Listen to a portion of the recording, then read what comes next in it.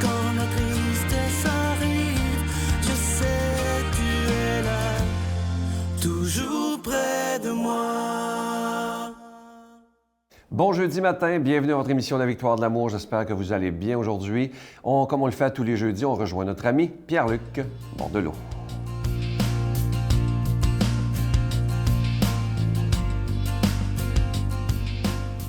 Bon matin de Dieu à vous, très heureux de vous retrouver ce matin. Et ce matin, j'aborde un sujet vraiment intéressant qui me concerne beaucoup. Vous allez voir pourquoi que je l'aborde d'ailleurs. Je me questionne sur les différents rôles qu'on joue dans notre vie et qu'on doit amplifier pour être des bons donneurs de sens. Parce que pour moi, un bon donneur de sens, c'est quelqu'un qui accorde une importance au rôle qu'il joue. Et ce matin, je parle d'un rôle super crucial, très important, celui de parent. Je suis sûr que je m'adresse à beaucoup de parents présentement. Et je m'adresse à beaucoup de grands-parents aussi, d'ailleurs. On reste parents, mais on devient grands-parents. C'est hyper important.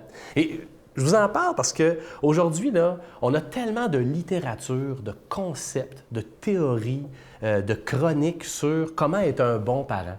À la limite, peut-être trop.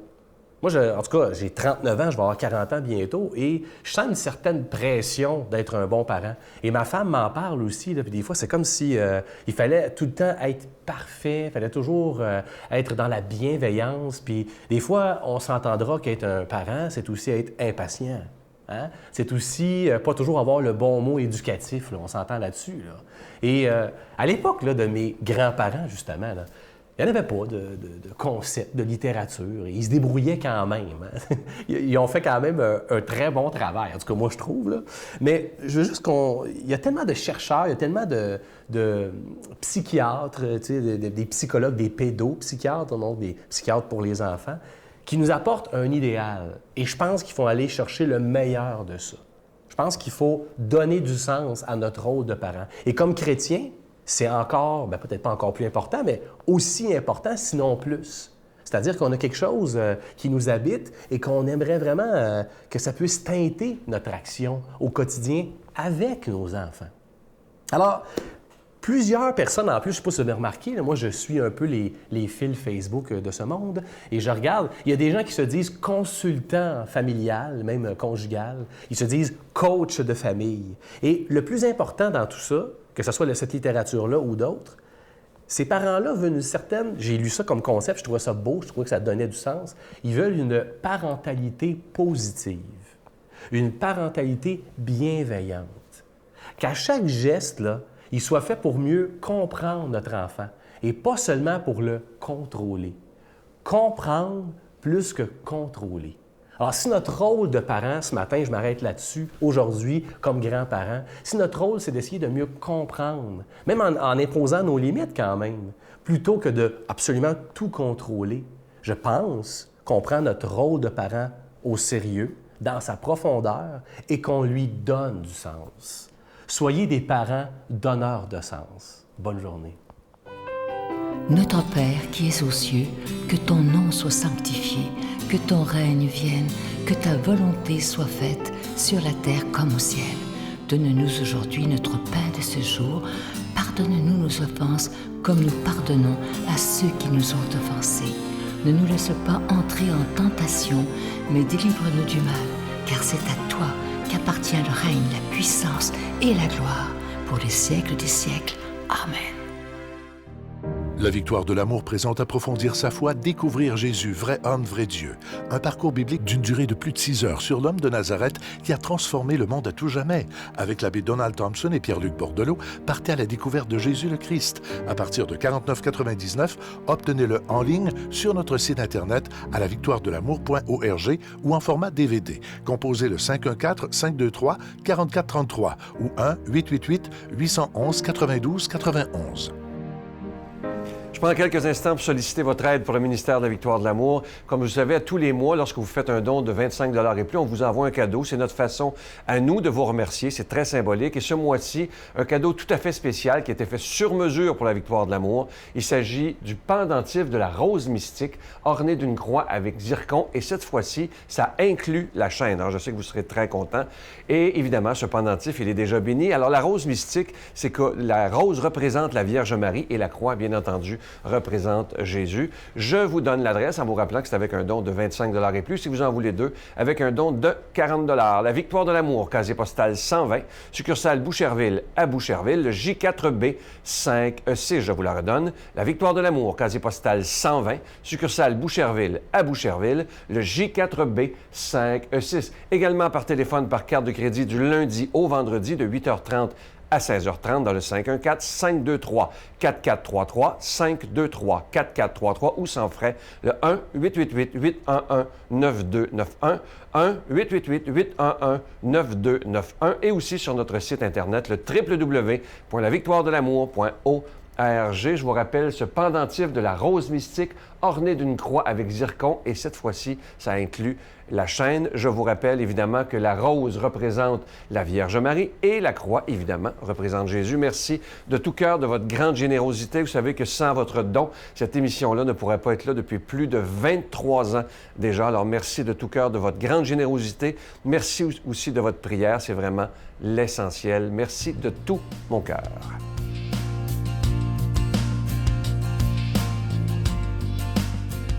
Mon Dieu, donnez-moi la sérénité d'accepter les choses que je ne peux changer, le courage de changer les choses que je peux et la sagesse d'en connaître la différence. Amen. Aujourd'hui, la parole de Dieu est proclamée par quelqu'un que j'apprécie, que vous appréciez beaucoup. Il est de Paris. Il arrive d'ailleurs dans une dizaine de jours pour la prochaine retraite du mois de mai. L'unique Père Michel Marie de Paris.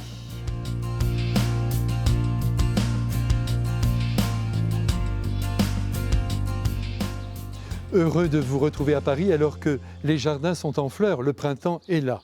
Évangile de Jésus-Christ selon saint Jean. En ce temps-là, Jésus dit à Thomas, « Moi, je suis le chemin, la vérité et la vie. Personne ne va vers le Père sans passer par moi. Puisque vous me connaissez, vous connaîtrez aussi mon Père. Dès maintenant, vous le connaissez et vous l'avez vu. » Philippe lui dit, « Seigneur, montre-nous le Père, cela nous suffit. » Jésus lui répond, « Il y a si longtemps que je suis avec vous, et tu ne me connais pas, Philippe. Celui qui m'a vu a vu le Père. Comment peux-tu dire « Montre-nous le Père » ? Tu ne crois donc pas que je suis dans le Père et que le Père est en moi ? Les paroles que je vous dis, je ne les dis pas de moi-même. Le Père qui demeure en moi fait ses propres œuvres. Croyez-moi, je suis dans le Père et le Père est en moi. Si vous ne me croyez pas, croyez du moins à cause des œuvres elles-mêmes. Amen, amen, je vous le dis, celui qui croit en moi fera les œuvres que je fais.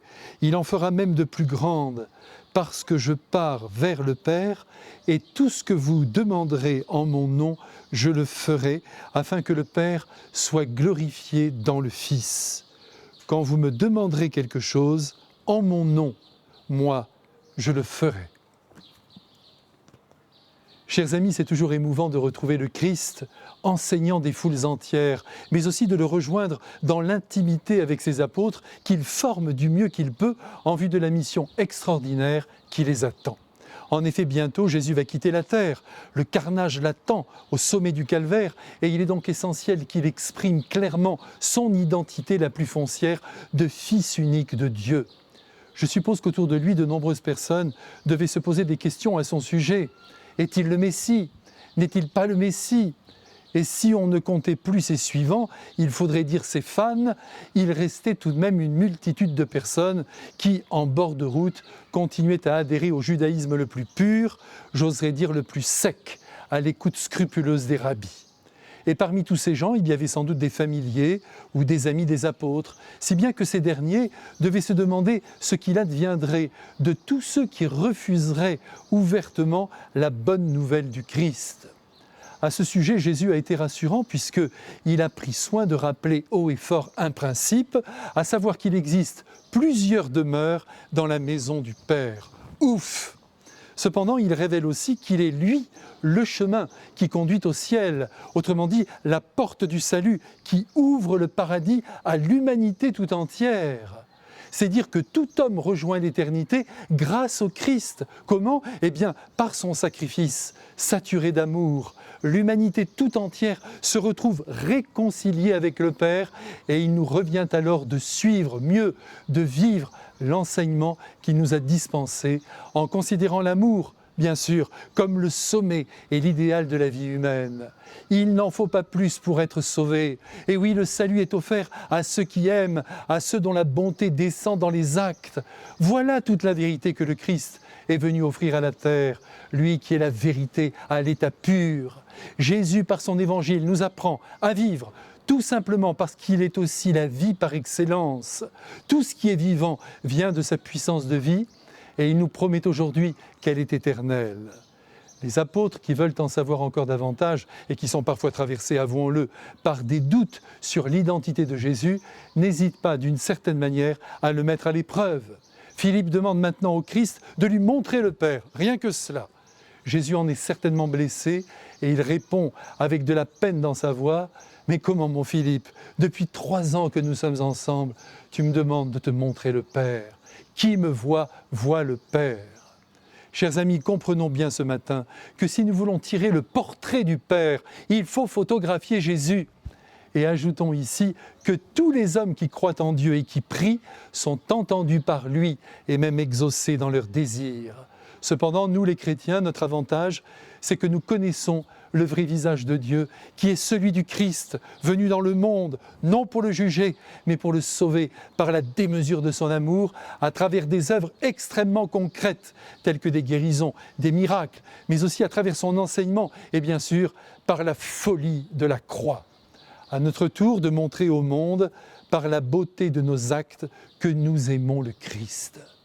En outre, Jésus nous a prévenus que dans la mesure où nous vivons en lui, nous allons pouvoir accomplir les mêmes œuvres que lui et dans des proportions gigantesques, tout simplement parce que lui n'a disposé que de 3 ans, alors que nous disposons de millions d'années pour aider l'humanité à monter vers le Père. De tout notre esprit, croyons avec force que Jésus est l'icône du Père, c'est-à-dire sa plus belle image. C'est lui maintenant qui, avec le Père, nous bénit dans l'Esprit Saint. Amen. Père, Fils et Saint-Esprit. Je vous salue Marie, pleine de grâce. Le Seigneur est avec vous. Vous êtes bénie entre toutes les femmes, et Jésus, le fruit de vos entrailles, est béni.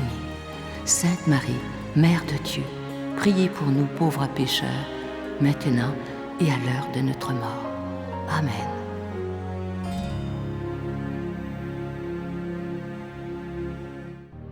La victoire de l'amour présente Approfondir sa foi, découvrir Jésus, vrai homme, vrai Dieu. Un parcours biblique d'une durée de plus de 6 heures sur l'homme de Nazareth qui a transformé le monde à tout jamais. Avec l'abbé Donald Thompson et Pierre-Luc Bordelot, partez à la découverte de Jésus le Christ. À partir de 49,99, obtenez-le en ligne sur notre site internet à lavictoiredelamour.org ou en format DVD. Composez le 514-523-4433 ou 1-888-811-92-91.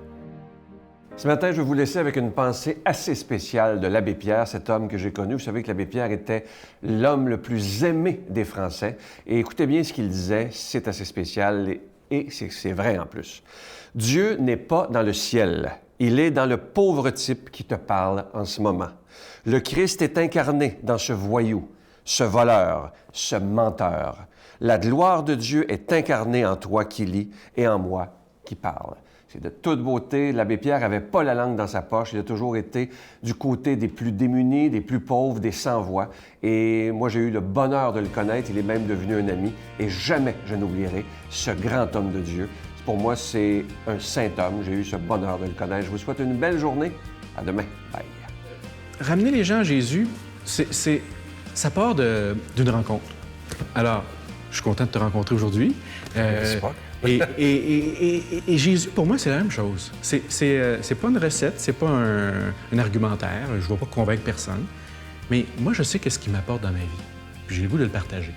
Je pense que ce qu'on a besoin dans le monde d'aujourd'hui, c'est d'abord et avant tout des témoins.